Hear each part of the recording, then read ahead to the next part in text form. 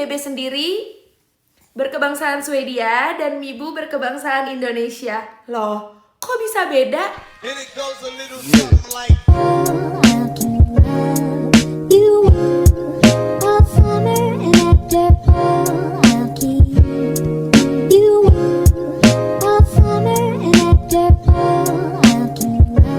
Hai guys, welcome to our YouTube channel Mibu and Bebe Mixer.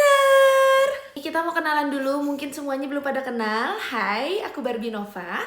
Aku adalah perempuan tua dewasa yang masih menyukai dunia tentang Barbie. Memutuskan untuk menjadi ibu, tepatnya solo mother yang mendapatkan donor sperma.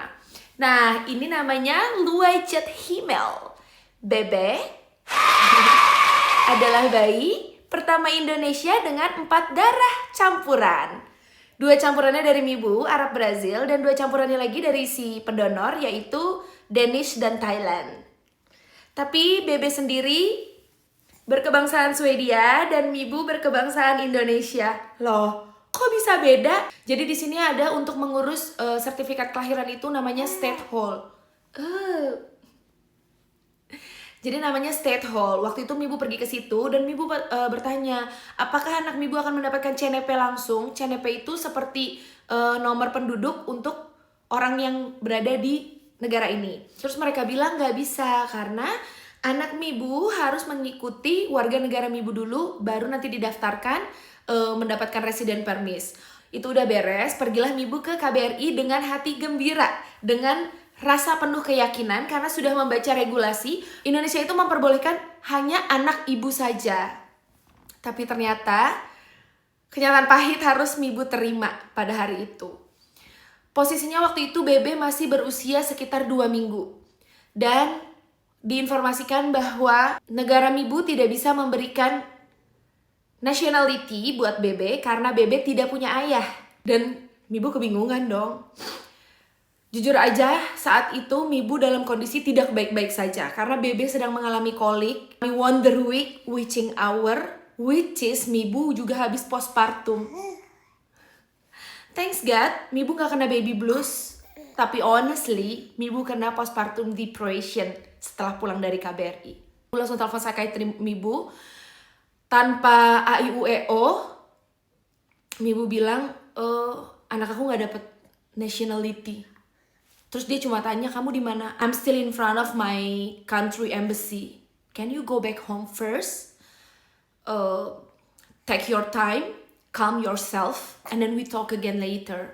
Jadi karena dia tahu nih, Mibu udah dalam kondisi yang tidak baik-baik saja dan posisinya psikiatri Mibu itu tidak berada di negara ini gitu. Karena memang beberapa orang yang membantu untuk Mibu mempunyai bebe itu banyak orang yang berada dari luar Bukares ataupun luar dari Romania. Well, long story short, Mibu nangis depan KBRI. Jujur, yang bikin sakit hati adalah aku Indonesia dan harusnya anak aku punya hak dong untuk mendapatkan warga negara Indonesia. But again, aku nggak nyalahin KBRI juga, aku nggak menyalahkan peraturan negara kita. Tapi sangat disayangkan, mungkin buat mereka ini melanggar moral dan melanggar agama ya, karena mostly negara kita kan beragama. Jadi memang untuk menjadi solo mother itu masih belum ada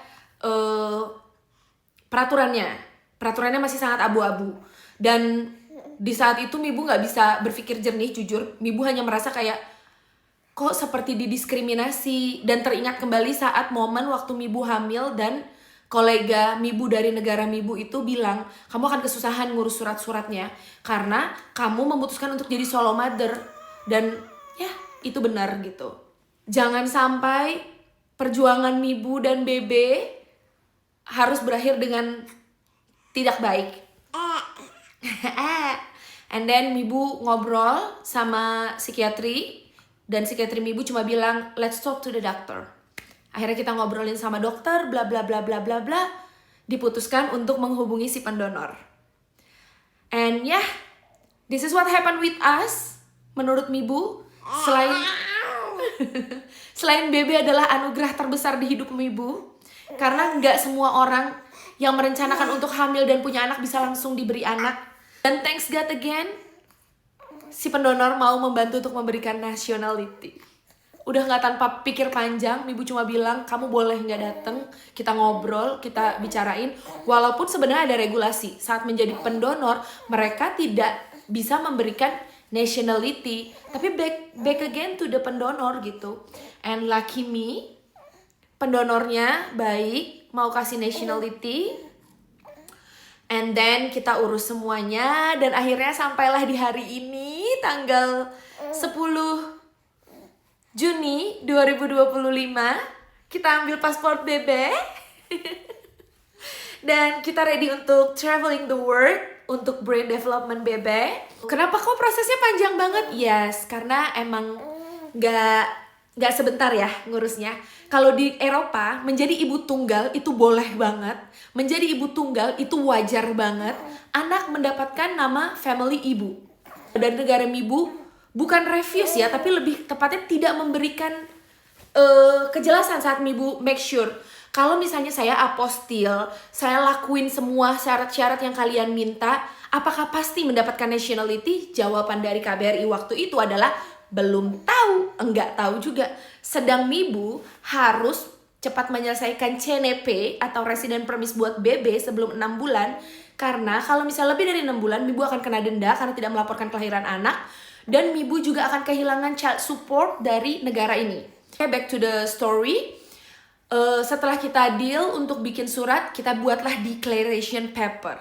Declaration paper itu tidak hanya text time, tapi melibatkan banyak pihak mulai dari notary, translator tersumpah, dan yang pastinya membuang uang, pikiran, dan tenaga.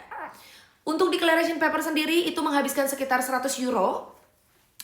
Untuk bikin surat perjalanan juga itu sekitar 100 euro. Translator sendiri itu 100 euro per setengah jam.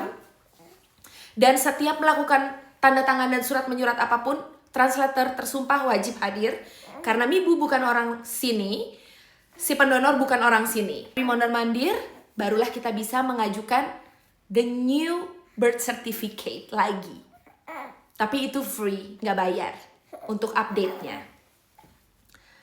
Setelah dapat birth certificate, yaps, kita akhirnya pergi ke embassy, daftarin nationality. Untuk pembuatan nationality sendiri pun dari pihak embassy Sweden itu kemarin bilang mungkin akan take time sekitar 1 bulan, but thanks God again. Punya bebek hanya perlu 2 minggu, and then mereka kontak kita lagi untuk appointment bikin paspor, dan kita datang. Foto paspor. Waktu itu jujur Mibu udah nggak sempat untuk ngevideoin atau apapun momen di sana. Karena se-excite itu, karena akhirnya Bebe dapat nationality, at least dapat nationality, and of course I'm so grateful karena Sweden passport adalah paspor terkuat nomor 4 di dunia.